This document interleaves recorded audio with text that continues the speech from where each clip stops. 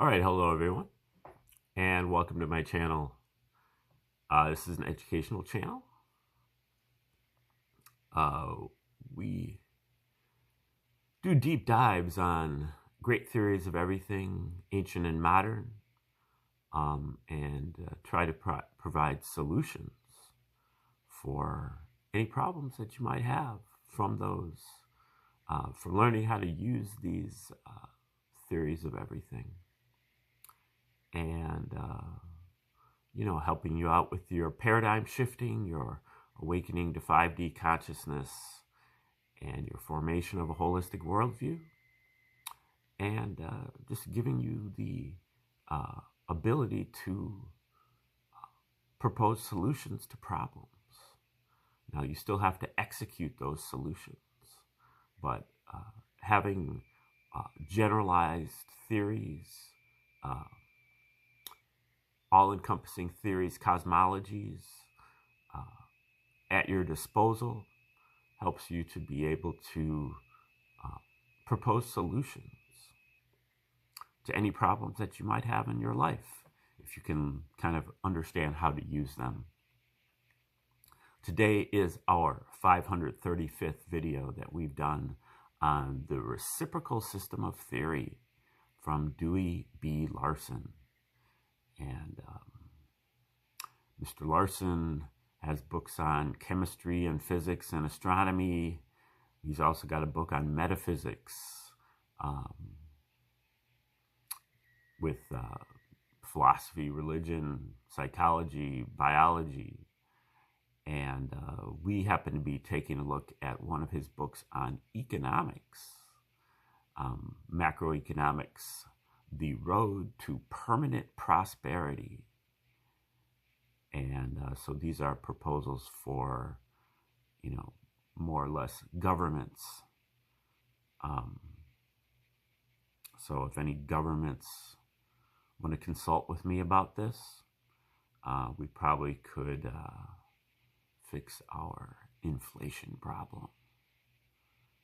And, we might want to consider dealing with the Federal Reserve. But we are into chapter 7 of this book called Wealth and Capital.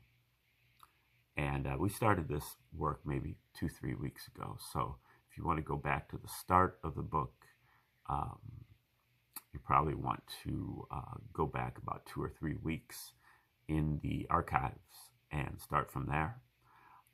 And if you'd like to get a little bit more of a skinny on the reciprocal system in general and how it operates, please watch any of my first 474 videos on the subject.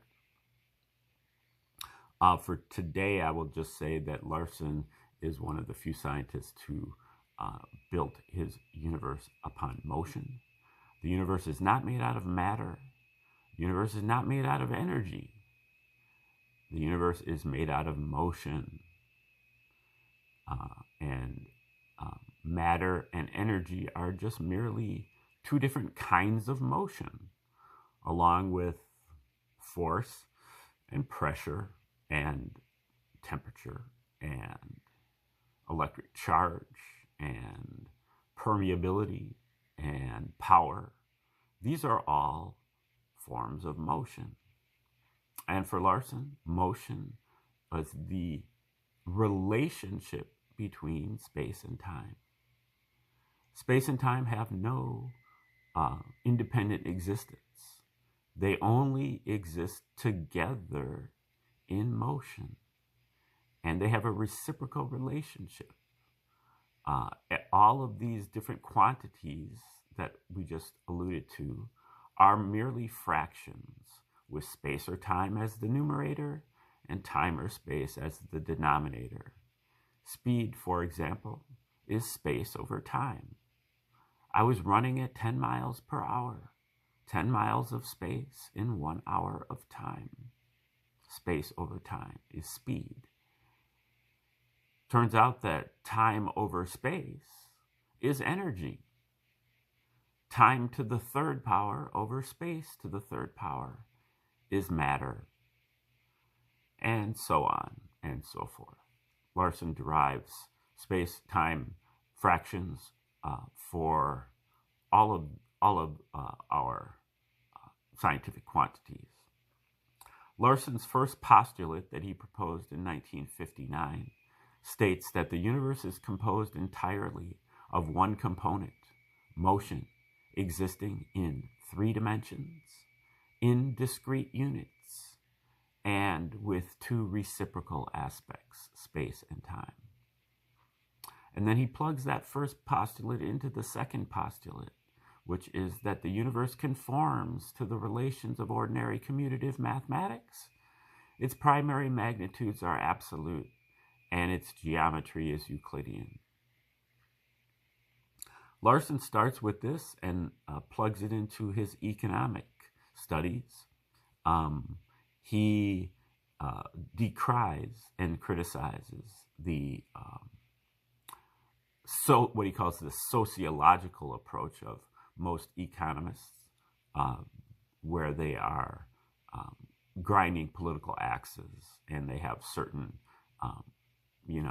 feelings about how things should be in the economic system, helping the poor and correcting injustices. And Larson says that that's fine, but you have to construct your economic system based upon facts, upon science. You can't, it's just like building a bridge or erecting a building. If it's not in compliance with the basic laws of physics, it's going to collapse. And the same is true with the economic system. So you can have your ideological viewpoints, but you first have to subsume those things to scientific facts. When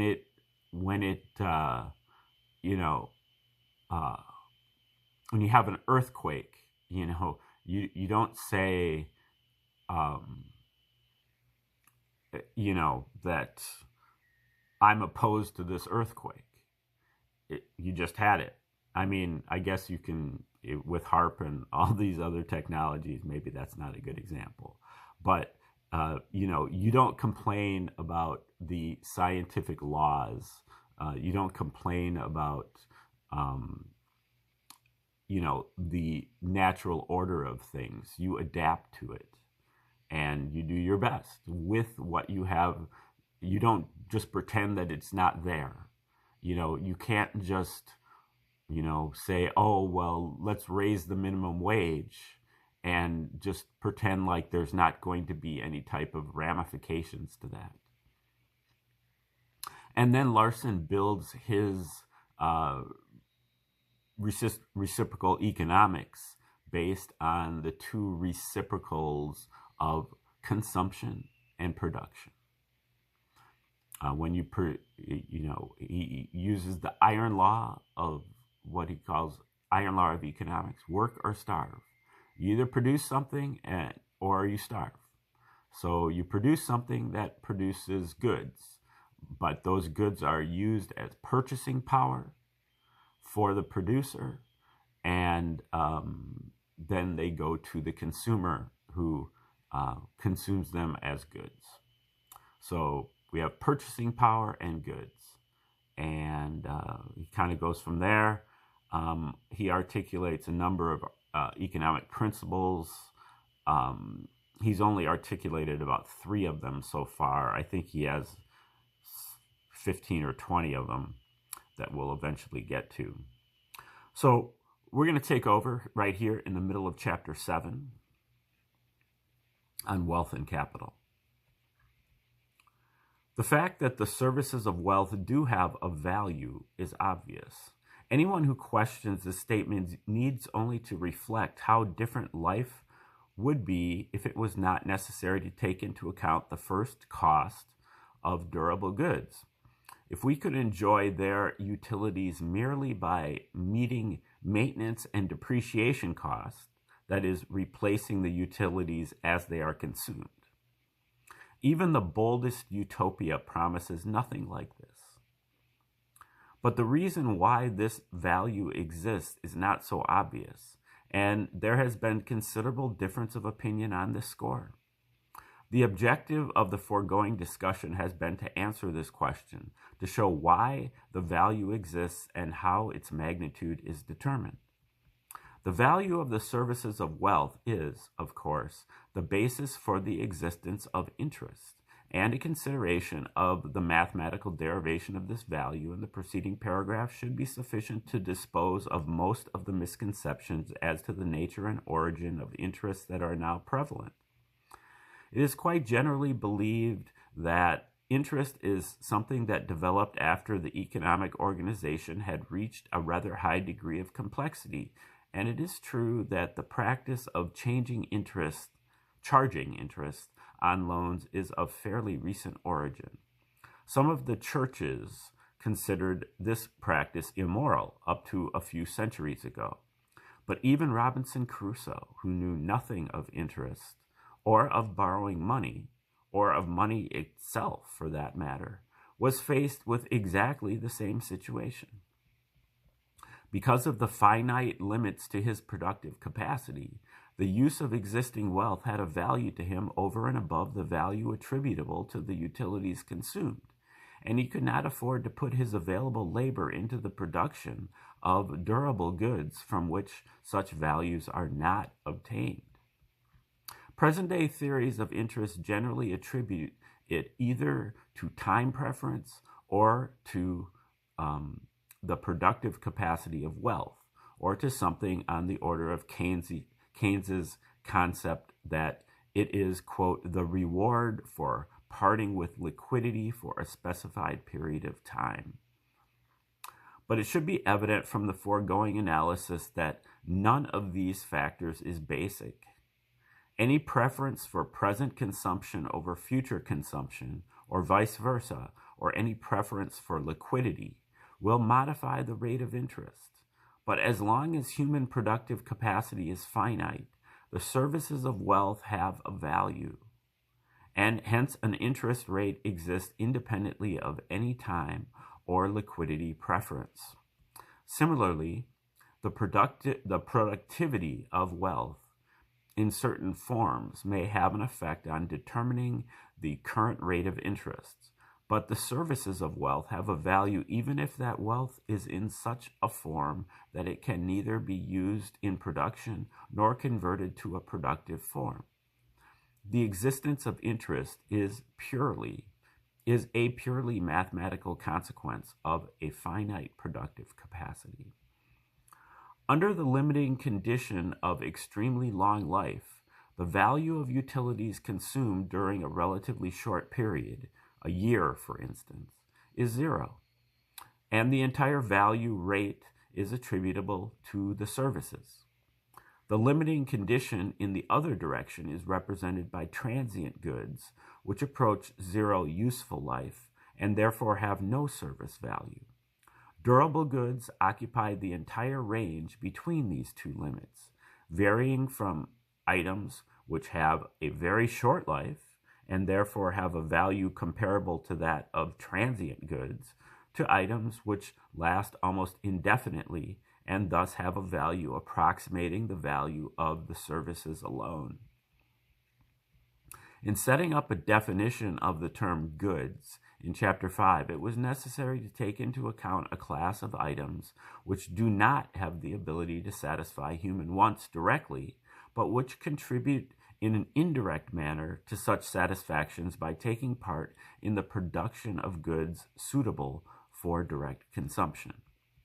Heretofore, the discussion has been confined to direct consumption of goods, but we have now reached the point where we are ready to begin considering this second major goods classification. To distinguish between the two, we will use the terms consumer goods and producer goods. Consumer goods were further subdivided into transient goods and durable goods. Corresponding to transient consumer goods is a class of transient producer goods, consisting of materials and supplies and production services. Some of these transient goods fall into the category of producer goods by virtue of necessity, being inherently incapable of satisfying human wants. Limestone, for instance, ministers to no want directly, but it is an important factor in the production of many goods, which do satisfy wants. Other materials could be used either as producer goods or as consumer goods, and their classification must be based on the purpose for which they are actually used or for which they presumably will be used. In the primitive economies where each individual is a combination producer and consumer, there is some uncertainty as to the classification until the time of use. But as the evolution of economic organizations has progressed, producers and consumers have been separated in most cases, and this makes the matter of classification much simpler.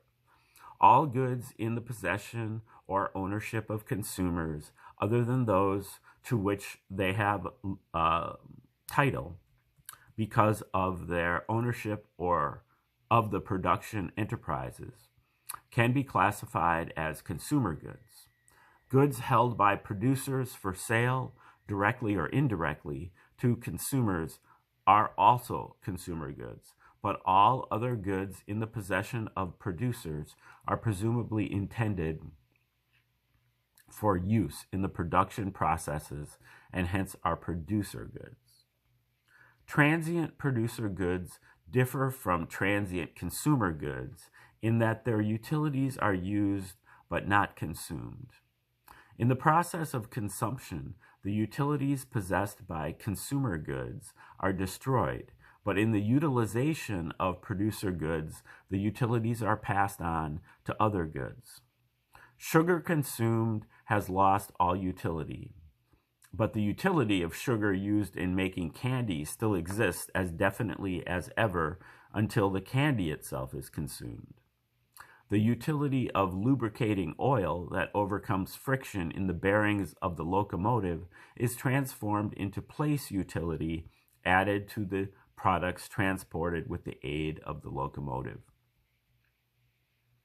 Producer goods can have no utility, as that term is defined in this work, other than the extent that they can be employed for the purposes of producing or increasing the utility of consumer goods.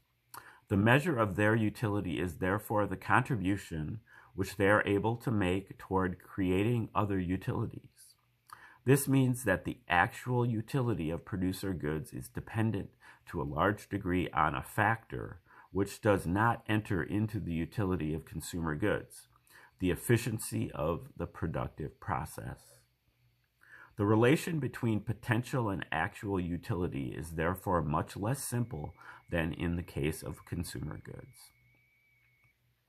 All of the general discussion of utility and value in the preceding pages applies to transient producer goods in the same manner as to transient consumer goods. The only observation that needs to be made in this connection is that the mental calculations leading to appraisal of the value of producer goods are somewhat more roundabout than the corresponding calculations for consumer goods.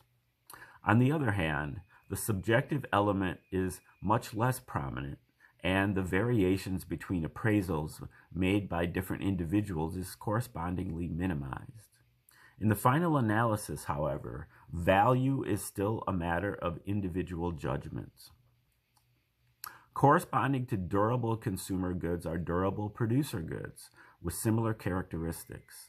The term capital goods will be used to cover both durable producer goods and production materials, that is, all tangible producer goods. In setting up this, the first of a series of definitions in the field of capital, we are entering another of the major areas of economic controversy. As Fraser expresses it, quote, "Capital is the most difficult term in the whole range of elementary analysis," end quote. But here again, the controversy is wholly unnecessary, at least from the standpoint of a factual economic science. The debate is addressed to the issue as to how capital and associated terms should be defined. Once more, as in the case of value, the economists are putting the cart before the horse. They are first setting up a name, capital, and then trying to attach a definition to it. The logical procedure, the standard procedure of science, is to reverse this sequence, first formulating and defining the concepts that will be used in analyzing the phenomena in question, and then attaching appropriate names to them. The definition of capital goods set forth in the preceding paragraph is not being presented as the way in which the term ought to be defined, but as the description of a concept which will be used in the ensuing discussion, and to which the designation capital goods can appropriately be applied. Since capital goods have been defined as tangible producer goods, and producer goods are those items which contribute in an indirect manner to the satisfaction of wants by taking part in the production of other goods, it follows that all of the items that the economist includes under the category of land are capital goods on the basis of this definition. At first glance, this may seem to be completely heretical, since it is in direct conflict with the time-honored classification of the factors of production as land, labor, and capital. In reality, however, the economists themselves are growing weary of trying to maintain this distinction without a difference. And here and there in the economic literature, we are beginning to find admissions of disillusionment, such as this from Fraser. Quote, "For the moment, we are left with the conclusion that it might have saved much time and trouble if the word land had never come to be used as the name of a factor of production in economic theory." End quote. The trouble here stems from the fact that the original distinction between land and capital was not drawn on the basis of any economic analysis of the relation of these factors to economic processes, but rather on the basis of the particular social and technological situation existing in England and in the neighboring European countries at the time when economic theory was in the formative stage. It is a social distinction, not an economic distinction. The British economy at that time was predominantly agricultural, and ownership of the agricultural land was primarily in the hands of the landowning class of society, quite distinct from the tenants in one direction and from the industrialist and factory workers in another. This combination of an economy based principally on a production process in which land plays a very important part, together with the existence of a social class deriving its income almost exclusively from the ownership of land, naturally made a very strong impression on the early economists, and recognition of land as a separate factor of production followed somewhat as a matter of course. As the development and clarification of economic ideas continued, however, it became more and more difficult to justify setting land off by itself as something distinct from any other economic item. To Ricardo and other early economists, it seemed clear that land as a product of nature was inherently of a different character than goods produced by man.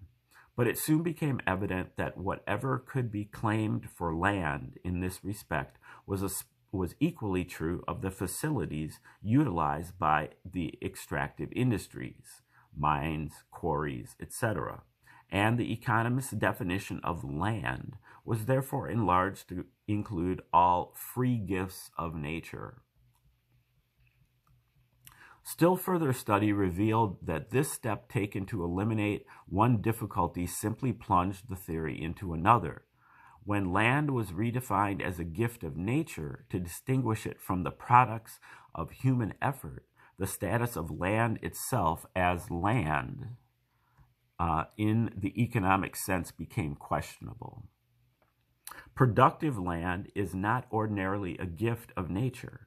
The raw material is supplied by nature, to be sure, but in order to fit it for a specific productive use, an amount of effort is required which is not at all disproportionate to the amount of effort required to fashion mineral land into a productive machine.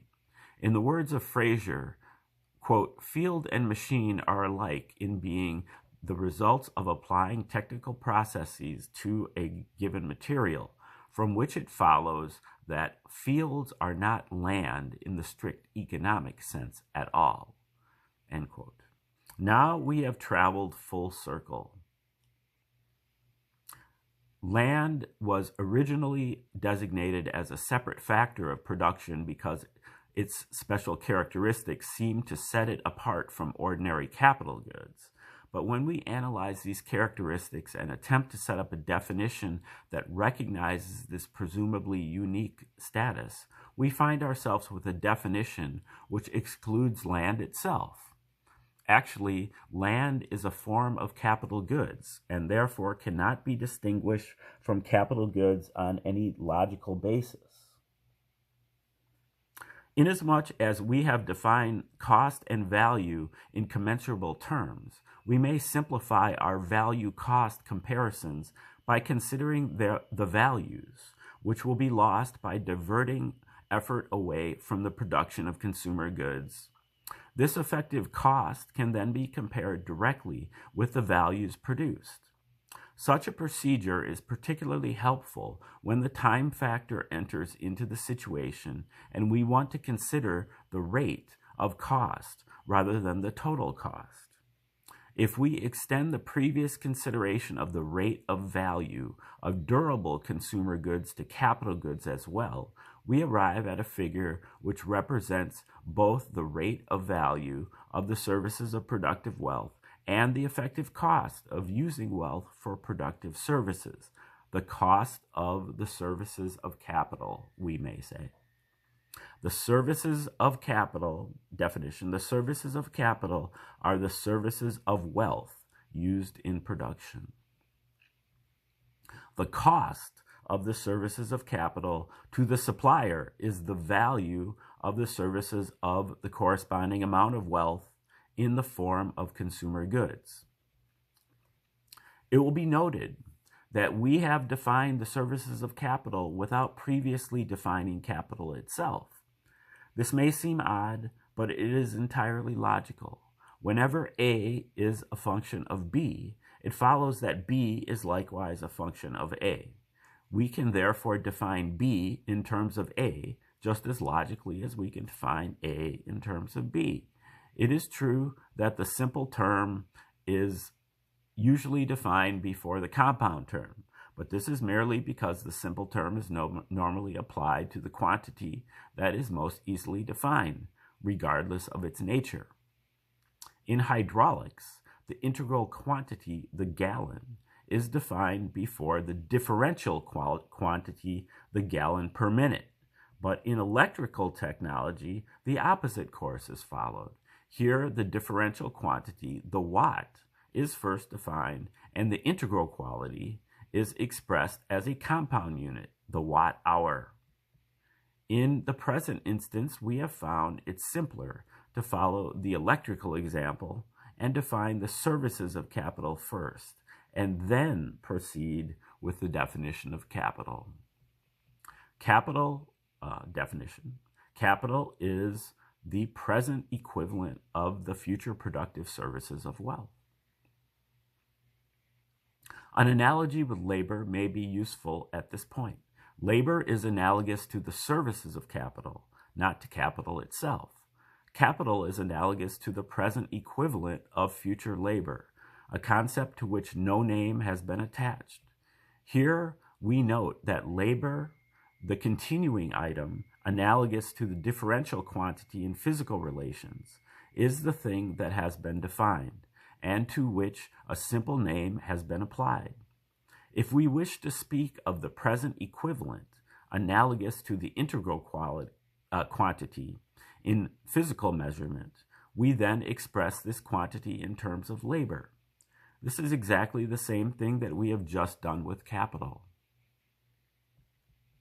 The distinction between wealth and capital should be carefully noted. Wealth, as herein defined, yields satisfaction. Capital, as herein defined, yields goods. Capital meets the specifications of wealth indirectly, as goods yield satisfactions, But the converse is not true, as satisfactions do not yield goods. Wealth, which does not already exist in the form of capital goods, is capital only to the extent that it can be converted into capital goods. In the primitive types of economies, such conversion is possible only in certain special cases, except to the extent that the consumption of stored goods may release labor for the production of capital goods. Wealth in the form of durable consumer goods must remain in this status until consumed. Later, when we consider more complex economic organizations, we will find that means become available whereby the individual, but not the economic unit as a whole, can make the conversion from wealth to capital through transactions with other individuals. But even here, we will find that it is not possible to make a complete conversion. That is, the value of goods as capital is normally less than the value of goods as wealth to be consumed. Okay, I guess we're going to try to do one more paragraph here. It may not be immediately apparent why we have adopted a somewhat roundabout way of defining capital rather than merely saying, as the economists do, if they visualize capital in anything other than purely monetary terms, that it denotes goods devoted to production or words to that effect. One reason is that there is a very important difference between wealth and capital that is ignored by such definition. Since this difference will play a significant part in the subsequent analysis, it is necessary to take it into account from the start. Any tangible consumer goods that have a degree of permanence constitute wealth. In order to be classified as goods, they must have utility, and that utility, however small it may be, has some value, and is preferable to no utility at all. Hence, all such goods are assets to their owners and meet the definition of wealth. But not all capital goods constitute capital. Okay, we're going to stop there. We still have several more pages in this chapter, so we'll finish it up tomorrow. And thanks for tuning in today, and I hope you come back tomorrow.